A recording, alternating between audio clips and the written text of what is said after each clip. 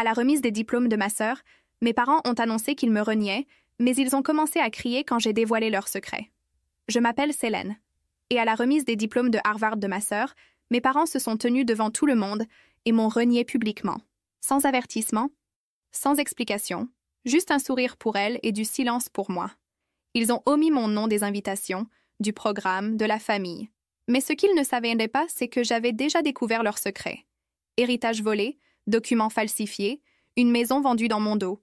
Et à la fin, ce ne sont pas eux qui m'ont exposé. C'est moi qui les ai exposés. Avant de plonger dans l'histoire, d'où écoutez-vous? Et quelle heure est-il pour vous en ce moment?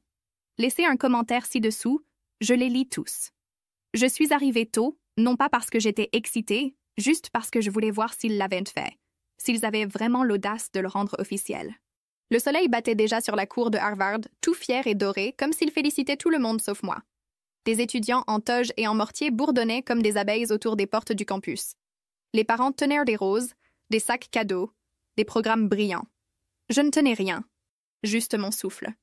Quand j'ai repéré mes parents près des sièges réservés, j'ai ralenti ma marche.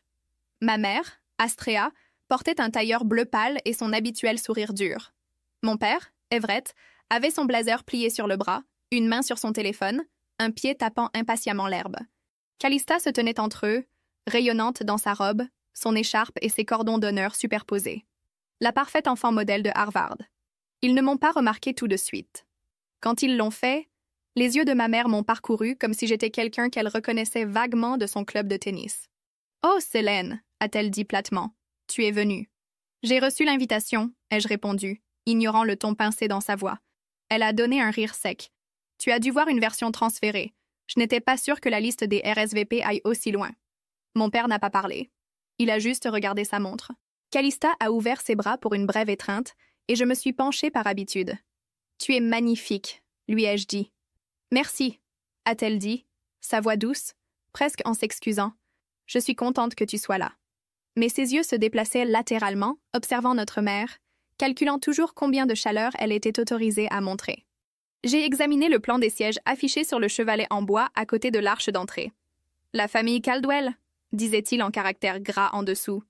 Everett, Astrea, Calista Blair, plus 2 invités. J'ai cherché mon nom. Il n'y était pas. Quelqu'un m'a remis un badge. Blanc. Pas de blason familial. Pas de ruban. Juste le mot « invité » en Times New Roman. Je suis restée longtemps à regarder ce badge. J'avais aidé ma mère à concevoir le blason original il y a 20 ans. Nous avions passé 1 semaine sur la typographie. J'aurais dû partir. Ça aurait été la chose logique, respectueuse de soi-même à faire. Mais au lieu de cela, j'ai accroché le badge à mon blazer et j'ai marché vers la tente des sièges comme un fantôme se présentant à ses propres funérailles. La cérémonie a commencé ponctuellement à 11h03. Quelques orateurs sont venus et repartis. Professeurs, administrateurs. Je me suis assise seule dans la section extrême gauche à côté d'un vieil homme qui dormait et d'un tout petit griffonnant sur son programme. Puis Everett s'est levé et s'est approché du microphone. Il a ajusté sa cravate, s'est éclairci la gorge et a souri comme un sénateur sur le point de proposer un projet de loi. Aujourd'hui, a-t-il commencé, nous célébrons la brillance et le dévouement de notre fille aînée, Calista. Son parcours a été rien moins qu'extraordinaire.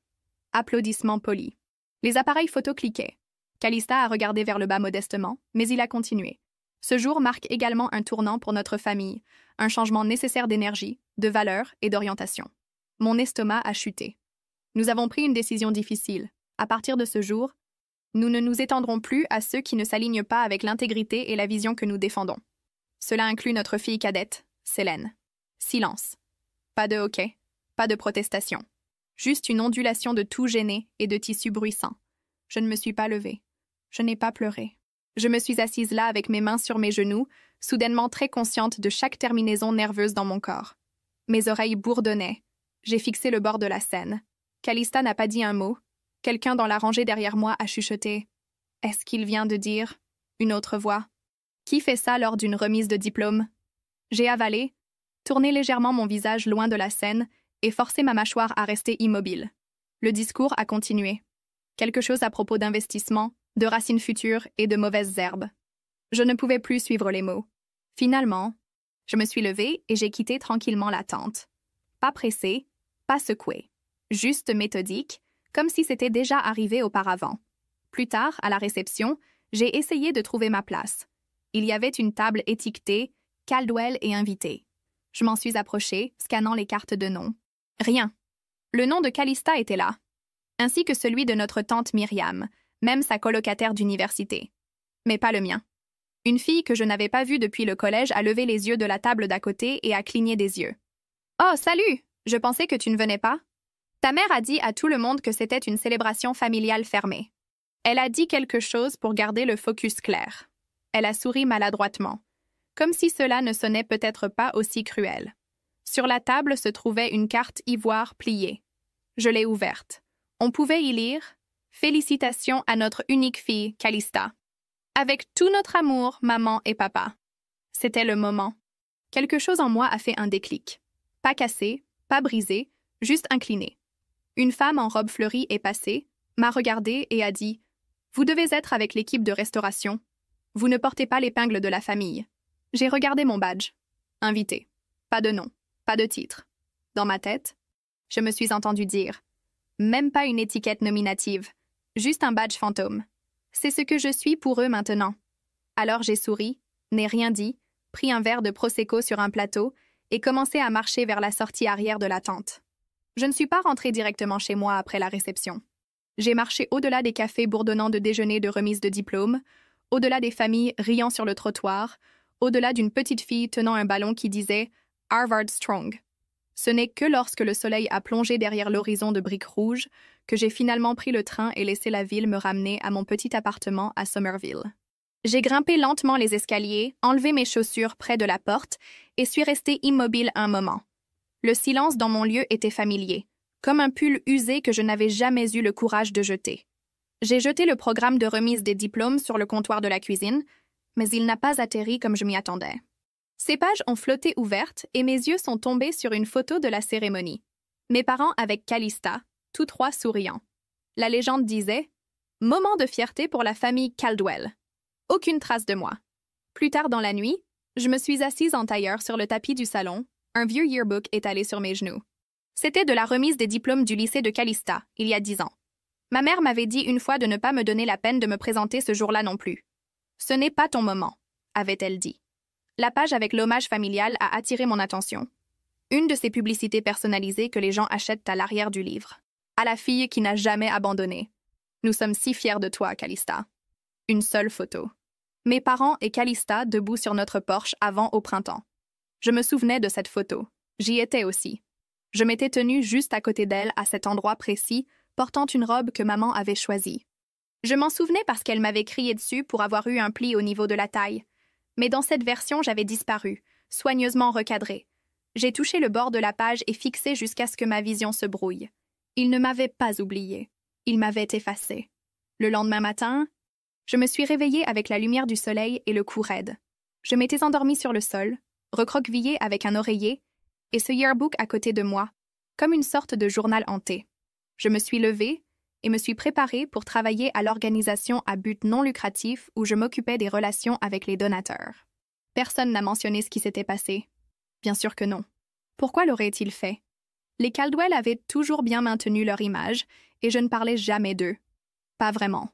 Vers 10 heures, alors que je me versais ma deuxième tasse de café, l'une des jeunes analystes, Rachel, est entrée nonchalamment et a dit « Hé, j'ai vu quelques photos sur les réseaux sociaux hier soir. La remise des diplômes de ta sœur avait l'air incroyable.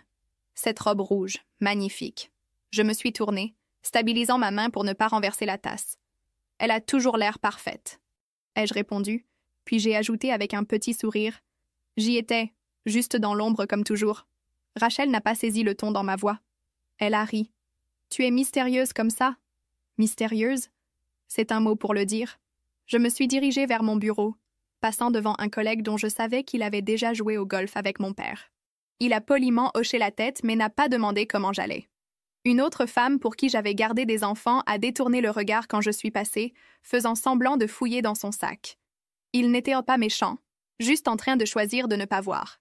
Je me suis assise, j'ai ouvert ma boîte de réception et j'ai fixé l'écran tandis que mon reflet flottait faiblement dans la vitre. Quel genre de famille t'invite juste pour te renier publiquement? Cette ligne résonnait dans ma tête comme un refrain que je ne pouvais pas arrêter de fredonner. Pire encore, quel genre de fille se présente encore? espérant que ce pourrait être différent. Je détestais à quel point je voulais qu'il change d'avis, à quel point je m'étais accrochée à l'idée que peut-être, juste peut-être, ils étaient encore ma famille. J'ai jeté un coup d'œil à la pile de papier dans mon tiroir. De vieilles cartes d'anniversaire adressées à nos filles, des bulletins familiaux où mon nom était serré dans un coin comme une note de bas de page. Une année, ils ont envoyé une carte de vacances au donateur qui ne présentait que la photo de Calista. Ils ont dit que c'était un choix de marque. Ce n'a jamais été un seul moment. C'était des milliers de moments. De petites coupures que j'avais ignorées jusqu'à maintenant. Parce que la nuit dernière, quand j'ai pris mon sac et que je me suis faufilée par l'arrière de la tente de réception, je ne suis pas partie les mains vides. J'ai pris l'enveloppe, celle en ivoire avec des lettres en feuilles d'or et le message manuscrit à l'intérieur pour notre unique fille, Calista.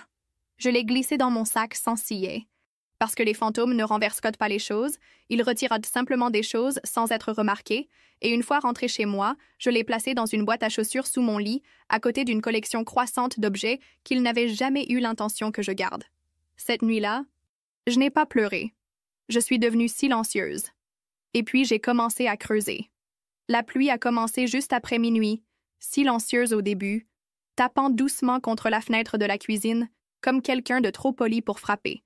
Je me suis assise là avec une couverture sur les épaules et mon ordinateur portable ouvert devant moi, projetant une pâle lumière bleue à travers la pièce.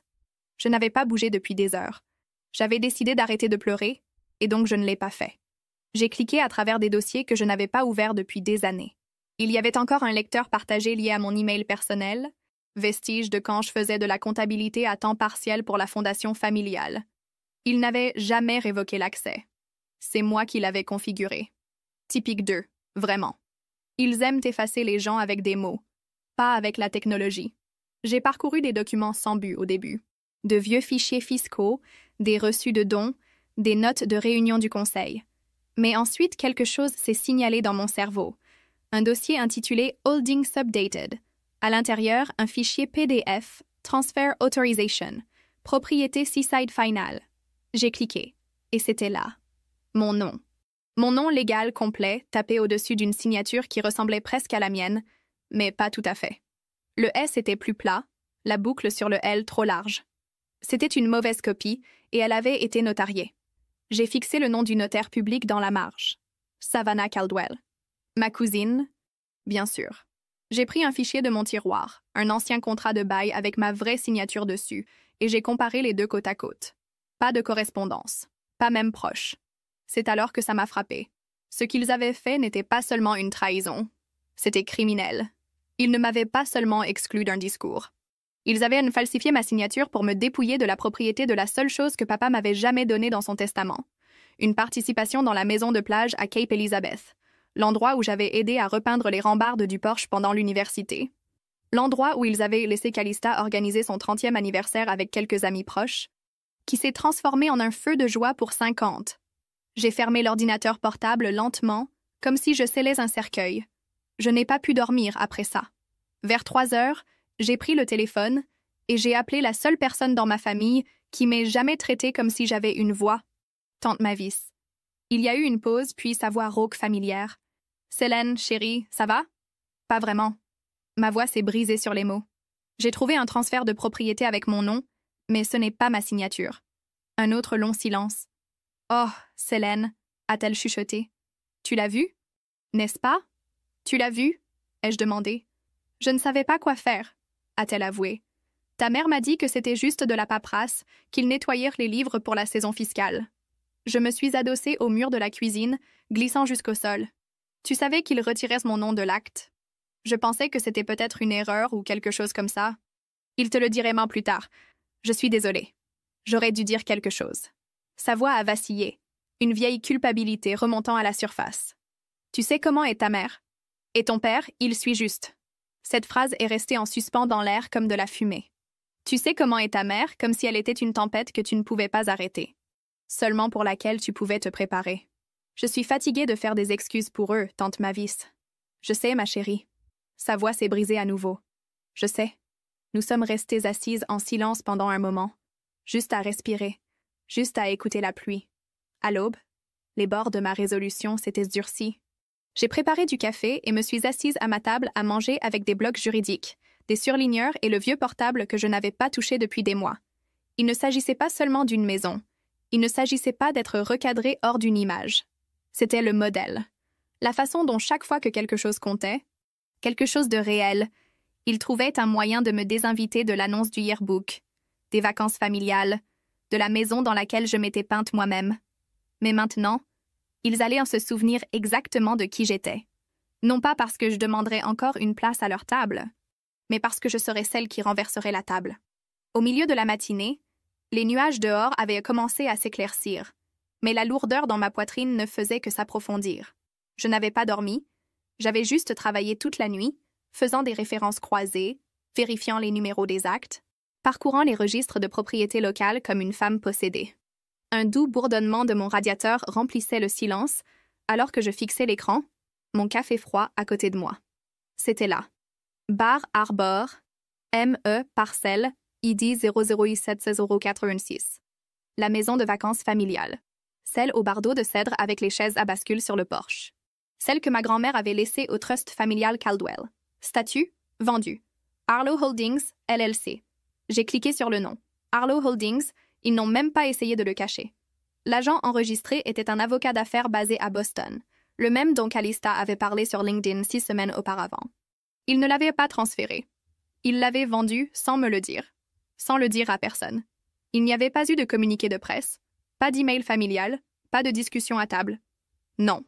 Juste une silencieuse excision chirurgicale. Comme si je n'étais pas du tout une bénéficiaire. Comme si je n'avais pas passé des étés là-bas à peindre des volets, à poncer la rampe, à rincer le sel de mer de mes genoux pendant que papa grillait du saumon sur la terrasse arrière. Mais maintenant, elle finançait la firme boutique de Calista. Le slogan sur son site web disait même « Investissement axé sur l'héritage inspiré par les valeurs familiales ». Ma grand-mère aurait été horrifiée. J'ai fermé le navigateur. Mes mains tremblaient, mais pas de peur. C'était une violation. C'est le mot. Ce n'était plus du chagrin. C'était quelque chose de plus tranchant, plus froid. J'avais besoin d'air. J'ai enfilé un manteau et j'ai marché jusqu'à la librairie à 3 pâtés de maison, espérant que le rythme du mouvement ralentirait mes pensées. Je n'étais pas là pour faire des achats. Juste pour penser. Sans regarder un écran brillant. Mais le destin avait d'autres plans. Juste au moment où je tournais le coin près du rayon d'auto-assistance, j'ai entendu sa voix. Célène. Je me suis retournée. Madame Henderson, une vieille amie de ma mère connue pour ses potlucks et son agression passive, tenait un livre intitulé « Vieillir avec grâce par la foi ». Elle a souri comme si elle ne savait pas que ses dents étaient des couteaux. « Chérie, j'ai entendu dire que Calista se débrouillait si bien. Ta mère dit qu'elle se développe dans l'immobilier de luxe. N'est-ce pas merveilleux? » J'ai forcé un hochement de tête poli. « Oui? Curieux? Je pensais que cette maison était encore à nous. » Le changement dans son expression était microscopique. Un éclair de reconnaissance, le genre que les gens ont quand ils réalisent qu'ils en ont trop dit. « Oh, je veux dire, je ne connais pas tous les détails. Tu sais comment sont les parents? Toujours en train de faire des mouvements sans leurs enfants? » J'ai demandé, les yeux fixes. Elle n'a pas répondu, elle a juste souri à nouveau, ce même sourire que j'avais vu à chaque dîner de fête, celui qui disait « Ne fais pas de scène, ma chérie. » Je suis sortie du magasin sans un mot de plus. Au moment où je suis rentrée chez moi, mon téléphone a vibré avec un message d'une ancienne colocataire de l'université, quelqu'un qui n'avait aucune idée de ce qui se passait. J'ai entendu dire que tes parents avaient vendu la maison d'été. Calista Carton. Jalouse de sa vie en ce moment. Jalouse? Ce mot est resté sur ma langue comme du vinaigre. Les gens l'enviaient parce qu'ils ne connaissaient pas le coup de son éclat, le silence de tous ceux qu'elle avait piétinés pour y arriver. Il ne s'agissait pas seulement d'affaires. C'était un abandon de 1000 façons silencieuses et bien habillées. C'était des photos de famille d'où tu avais été effacé numériquement. C'était un héritage où ton nom ne résonne nulle part. Alors j'ai fait la seule chose qui avait du sens. J'ai changé de vêtements, imprimé les documents de l'acte et fait mon sac. Parce que certaines réponses ne se trouvent pas en ligne. Certaines sont derrière des portes de bureaux givrées et des sourires de réceptionnistes. Et je savais exactement par où commencer. Je me suis garée de l'autre côté de la rue du bureau de ma mère et j'ai fixé les vitres teintées de la Fondation Caldwell comme si c'était des yeux qui me regardaient en retour. La dernière fois que je m'étais tenue ici, j'avais 16 ans et je tenais une version imprimée de mon essai de bourse. Maman m'avait dit d'entrer discrètement, de ne pas l'embarrasser devant le conseil. Je me souvenais de la robe que je portais, bleu marine, trop serrée aux épaules parce que nous ne pouvions pas en acheter une autre. Elle avait dit que si je souriais et restais immobile, peut-être qu'il me considérerait pour le programme d'été. Je suis restée immobile. J'ai souri. Ils ont choisi l'ami de Calista à la place. Maintenant, presque 15 ans plus tard, je n'étais pas là pour impressionner qui que ce soit. Je suis entrée sans appeler la fille de la réception. Nouvelle, peut-être. Une stagiaire m'a donné un sourire poli mais hésitant, le genre que l'on réserve aux personnes qui pourraient en faire une scène. Elle a demandé si j'avais rendez-vous. Je n'ai pas pris la peine de répondre. Mes talons tapaient régulièrement dans le couloir. Astrea Caldwell n'a pas bronché quand je suis entrée dans son bureau. Elle a levé les yeux de son écran, pas du tout surprise. « Alors, Selene ?» a-t-elle dit doucement, comme si nous venions de prendre le petit déjeuner la veille. « J'aimerais quelques minutes. » Elle a fait un geste vers le fauteuil en cuir face à son bureau. Je suis restée debout. Son bureau n'avait pas changé. Mêmes orchidées blanches, même plaque de prix, même gros titres encadrés. Mère, philanthrope, visionnaire. Tout parfaitement arrangé. Je m'attendais à moitié à ce qu'elle redresse le titre avant que nous parlions. « Je regrette que tu te sois sentie blessée », a-t-elle commencé, les mains jointes. Mais nous avons fait ce qui était le mieux pour l'image de la famille. C'était là, l'excuse qui n'en était pas une. « Tu ne regrettes pas la décision », ai-je répondu, ma voix ferme. « Tu regrettes comment ça a paru. » Elle a exhalé doucement par le nez, comme si j'étais dramatique. « Tu es toujours la bienvenue aux événements. » Juste en tant qu'invitée, pas comme un visage de l'héritage Caldwell. J'espère que tu comprends que c'est une question de cohésion, de simplicité. J'ai incliné la tête. Tu veux dire de contrôle? Ses lèvres ont tremblé. Nous ne pouvons pas avoir chaque branche poussant dans une direction différente. Les gens remarquent. J'espère qu'ils le font, ai-je dit, parce que je ne me plierai pas pour m'adapter à ta narration. Elle n'a pas répondu. Elle n'avait pas besoin de le faire.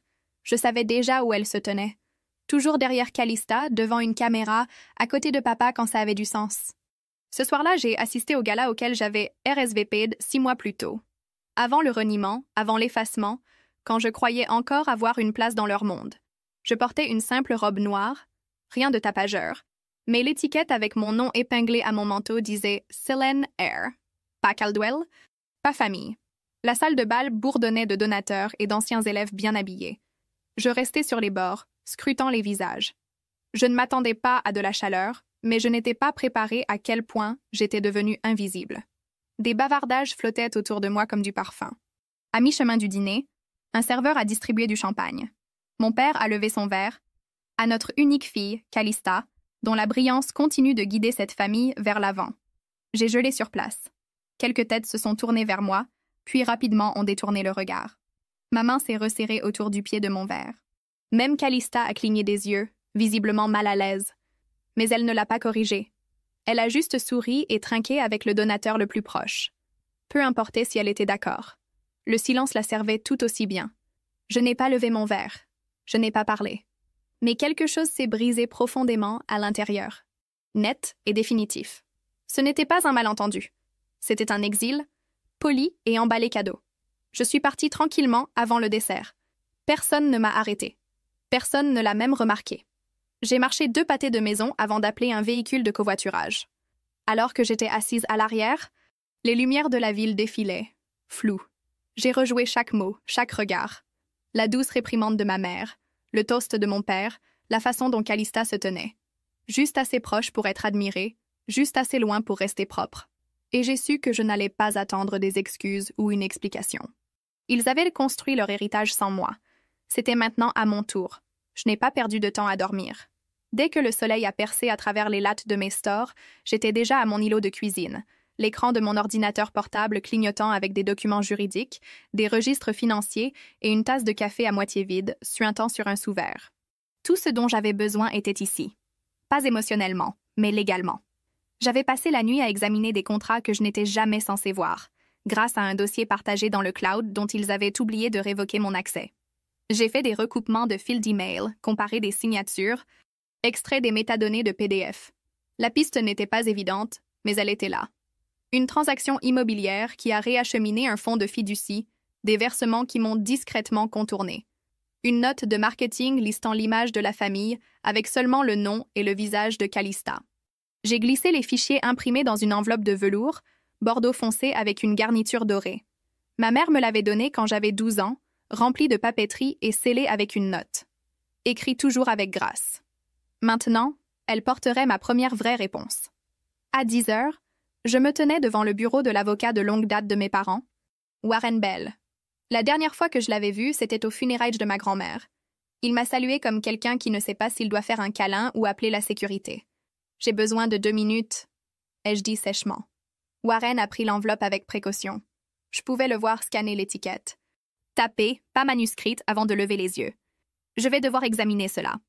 Il y a une déclaration sous serment notariée, une contestation de fiducie et un lien numérique avec des enregistrements vocaux. Les instructions sont à l'intérieur. Cela s'accompagne d'attente? A-t-il demandé? Non, ai-je dit. Cela s'accompagne de conséquences. Je n'ai pas attendu qu'il réponde. De retour dans l'ascenseur, mon reflet me fixait dans le chrome. J'avais l'air de quelqu'un qui n'avait pas dormi, mais je me sentais plus éveillée que depuis des années. Les enregistrements vocaux avaient pris des mois à rassembler. Des moments silencieux et patients. Couloirs de salle de conseil, trajets en voiture, réunions de donateurs maladroites. Ils n'ont jamais pensé que j'écoutais encore. Ils ont supposé qu'ils m'avaient usé, effacé par attrition. Un clip passait dans ma tête à nouveau, clair comme le jour. Maman lors d'un déjeuner de charité. Briefing préalable. Nous utilisons uniquement le visage de Calista. Selene ne correspond pas à l'image que nous vendons. Puis, papa qui ricane. Elle lisait tout avant. Eh bien, je lisais toujours. De retour à la maison, je me suis enfin assise. Pas à la table, sur le sol. J'ai fixé la vieille photo de famille, toujours encadrée près de ma bibliothèque. Elle datait d'avant la remise des diplômes du lycée de Calista, avant les modifications. Je l'avais gardée, sachant qu'un jour, ils prétendraient qu'elle n'existait pas. C'était étrange de ne pas ressentir de colère. Pas à ce moment. Non pas parce que je leur avais pardonné, mais parce que j'avais fait mon mouvement. Je n'ai pas envoyé l'enveloppe avec malice. Je l'ai envoyée comme on envoie un reçu. Juste une preuve de transaction. Preuve que j'existais. Que j'ai vu ce qu'ils ont fait. Que je savais. J'ai appelé mon avocat ce soir-là.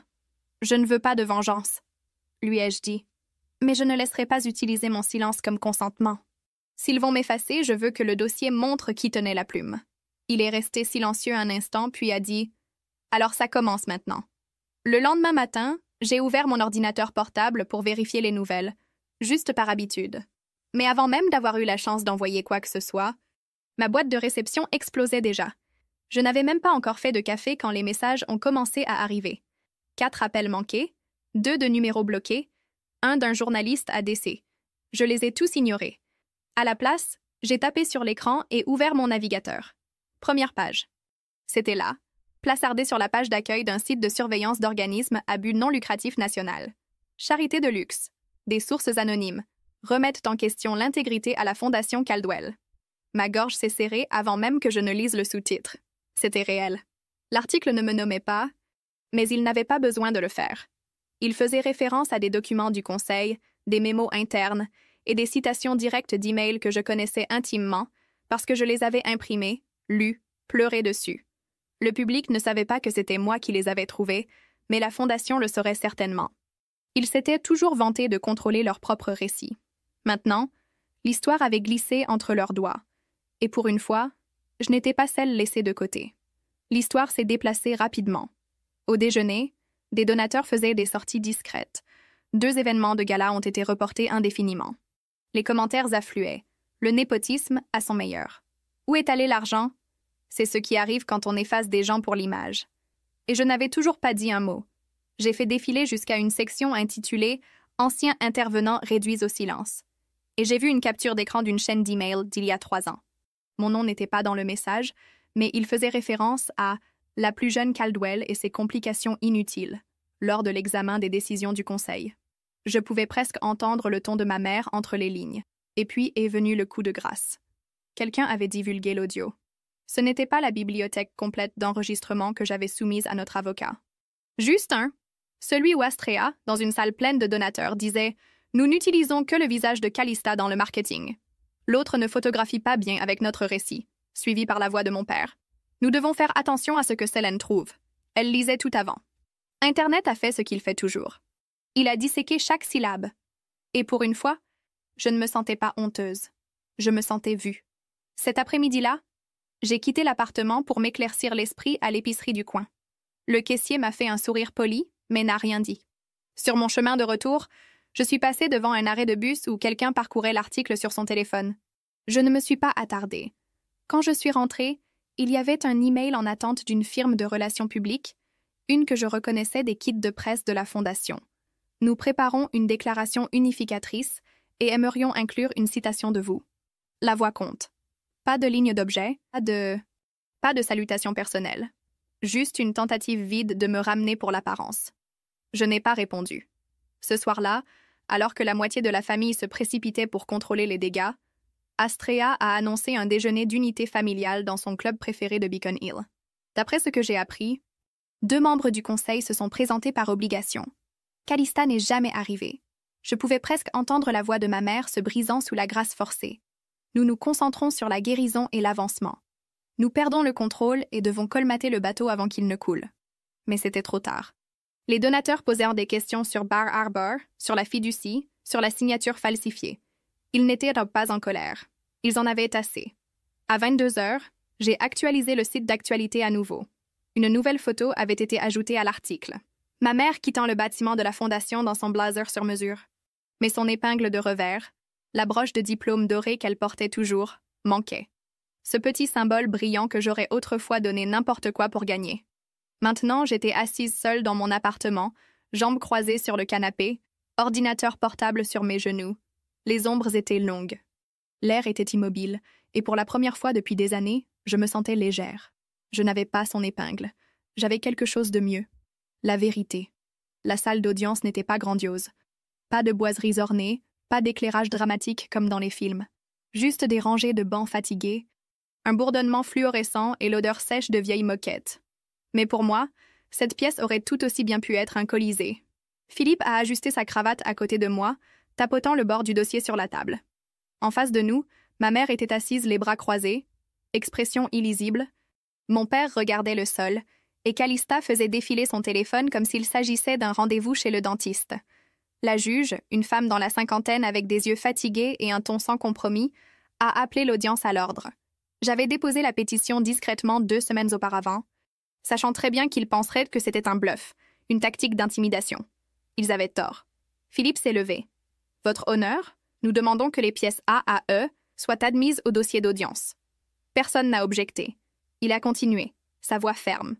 Inclus dans ces pièces se trouvent des registres financiers concernant la propriété de Bar Harbor, des preuves notariées de fraude de signature et des enregistrements pertinents pour le comportement d'exclusion entourant les décisions de fiducie de la Fondation Caldwell. Un bruissement a traversé la salle d'audience, mais ce n'est pas avant la pièce D, le testament de grand-mère Élise, que le silence s'est fracturé. « La Cour notera », a dit Philippe, plaçant une copie certifiée sur le banc du juge. Cette version est antérieure à celle actuellement utilisée. Elle nomme Selene Caldwell comme bénéficiaire principale de la propriété de Bar Harbor et de tout héritage futur de la fiducie Caldwell. La main de Calista s'est figée en plein défilement.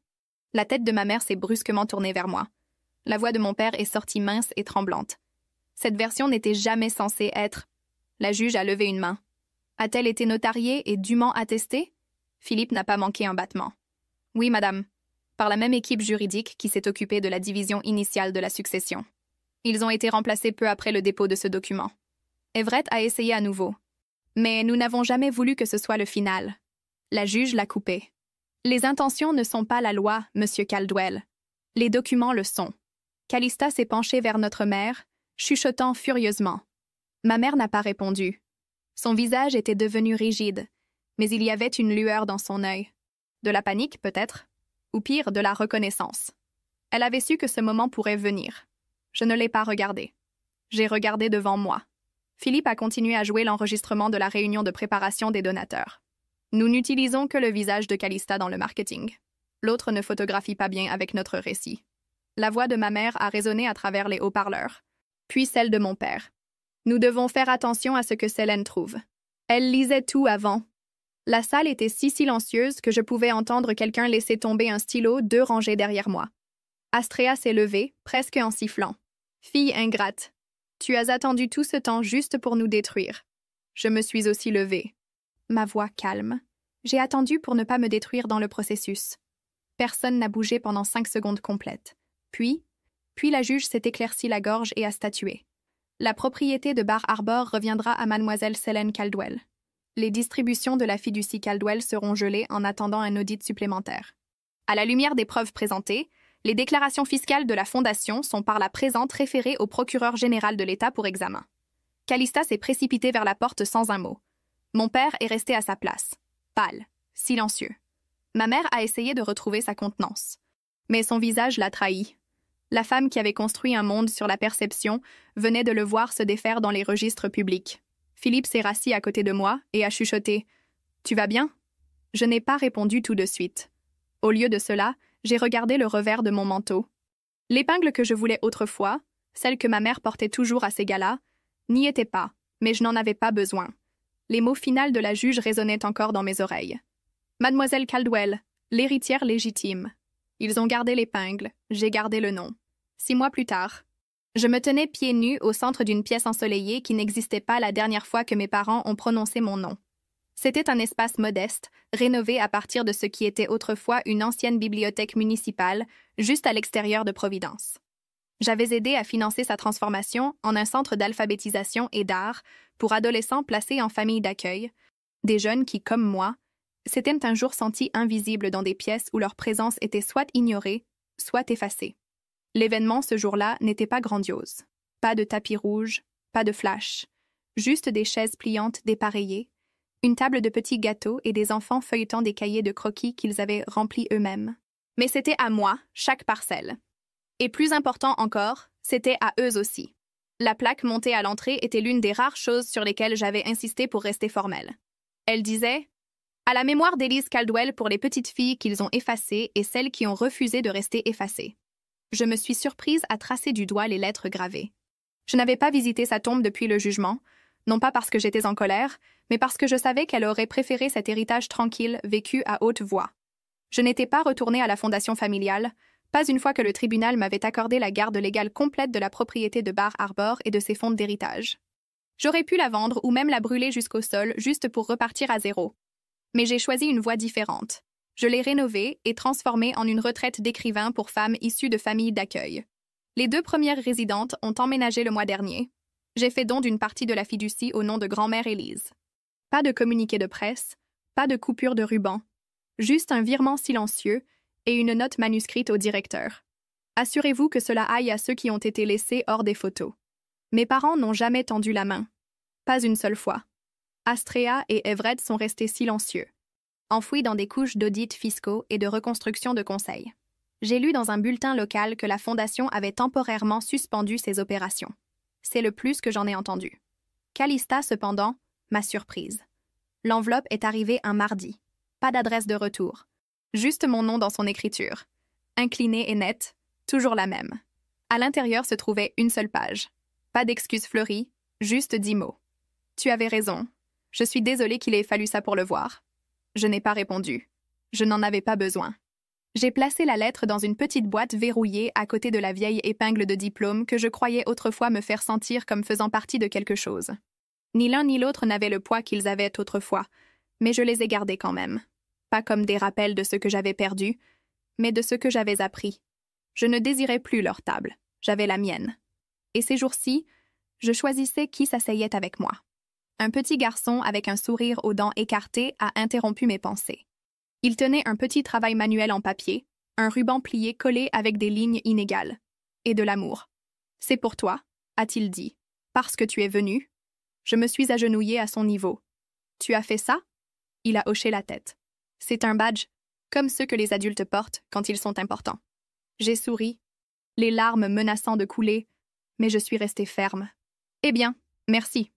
Je pense que celui-ci pourrait être le meilleur que j'ai jamais eu. » Je l'ai épinglé sur mon revers juste au-dessus de l'endroit où se trouvait autrefois l'ancien écusson Caldwell, celui que je portais le jour où ils m'ont renié. Celui-ci était meilleur, plus doux, gagné. Les enfants ont repris leur lecture de poésie et je me suis assise dans la dernière rangée, pas pour être vue, pas pour prouver quelque chose, juste pour être là pour écouter, pour appartenir selon mes propres termes. Le pardon, j'avais appris, n'est pas de prétendre que rien de tout cela n'a fait mal. Ce n'est même pas de libérer les gens. C'est de se libérer soi-même de l'espoir sans fin et épuisant qu'un jour ils comprendront enfin. Certaines blessures ne sont pas cousues par des mots. Certaines cessent simplement de saigner quand on arrête de les piquer. Et pour la première fois depuis très, Très longtemps, le silence autour de moi ne faisait pas mal. Il me soutenait. Il faisait de la place. Et je l'ai choisi. Parfois, les blessures les plus profondes viennent des personnes qui auraient dû te protéger. Mais guérir ne signifie pas revenir en arrière. Cela signifie avancer selon tes propres termes. As-tu déjà fait face à un moment comme celui-ci où partir était la chose la plus puissante que tu pouvais faire? Partage ton histoire dans les commentaires. Je lis chacun d'eux. Et si tu veux plus de drames familiaux réels et puissants, n'oublie pas de t'abonner. D'autres histoires comme celle-ci arrivent de bientôt.